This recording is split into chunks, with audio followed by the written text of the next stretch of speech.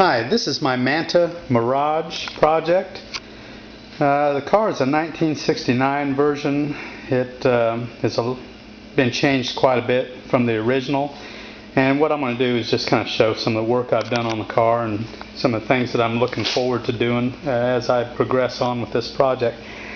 I've always enjoyed CanAm cars. I always thought they were the ultimate power to weight ratio abuse of all-out power on a car, and this will probably be the last project I ever build, so I thought this will be an interesting project to do. Again, it started out as a Manta Mirage. It's probably only got about 5 to 10% Manta left in it, and the rest of it is all scratch build. Basically, I've replaced probably 80% of the frame with 2-inch square tubing, 14 gauge, not 14 gauge, 16 gauge, and changed the front suspension, rear suspension, motor, coolant system. I mean, basically, again, only about 5% of the car is original. The rest of it has all been changed or added, modified, completely replaced, whatever. So let's get started with the front end of it. The copper original radiator was replaced with a higher capacity aluminum radiator. It's a little bit thicker, larger in dimension as well. And the original car did not have any ducting going to it, but this one does. I've put aluminum ductwork on the front to try to gain some efficiency and airflow through the radiator. Behind the radiator and underneath the Porsche 911 steering rack is a Mustang SVT bypass or thermostat housing. And this is what will, in essence, bypass the water around the radiator until the water gets warm enough.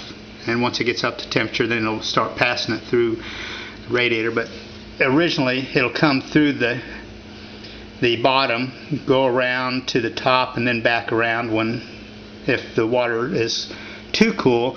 Once it warms up, then thermostat opens, then this will come back around here, go through the radiator, come back out, and then back to the engine.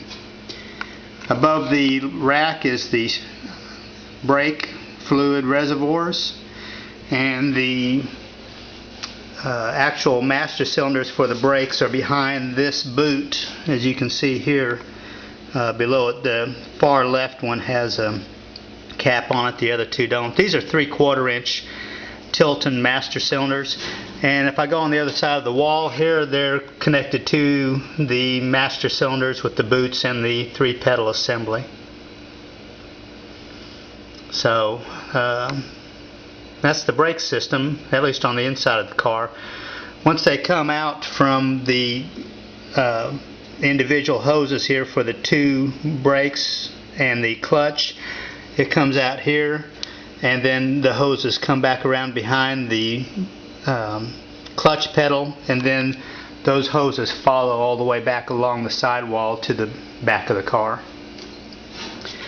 The 911 steering rack is connected to a completely refabricated front suspension. All the arms were fabricated, still using the OEM C4 Corvette upright. They're aluminum, very nice and lightweight, and I made some plates and the hardware to mount the ball joint to it.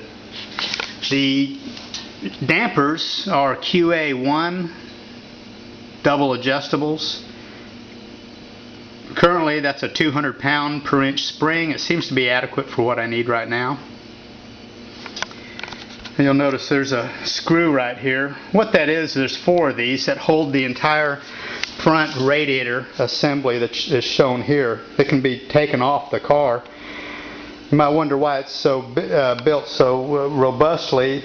The intent is to be able to jack or place a jack underneath where my foot is and to be able to lift the entire front of the car from that. So there's a little bit more triangulation that I'm going to use using 1/2 inch square tubing. But that entire assembly can be removed with 4 bolts. From the radiator, the fluid comes from the water pump it comes from the engine through the lower hose, or the lower stainless steel tube. And you can see this lower tube right here. And that comes from the engine. Hot water comes out and into the engine through a custom-made stainless steel manifold, which emphasizes a balanced flow between the two banks of the engine.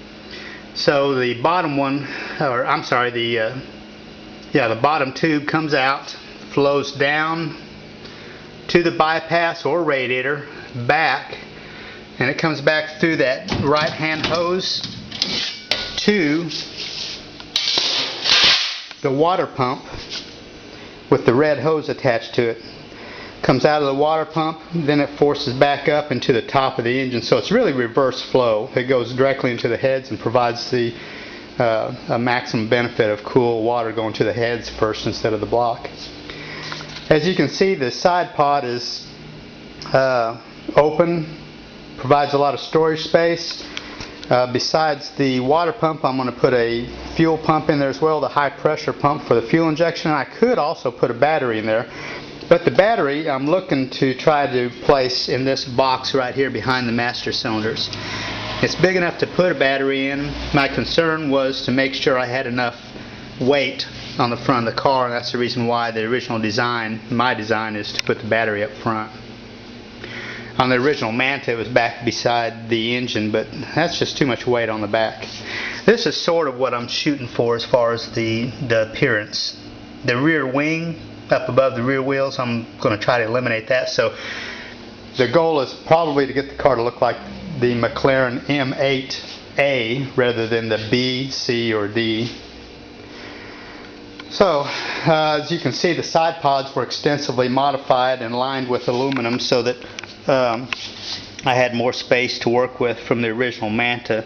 The original Manta really didn't have much storage space in here. The pod structure, the metal structure, was a lot shorter or smaller than what the current configuration is.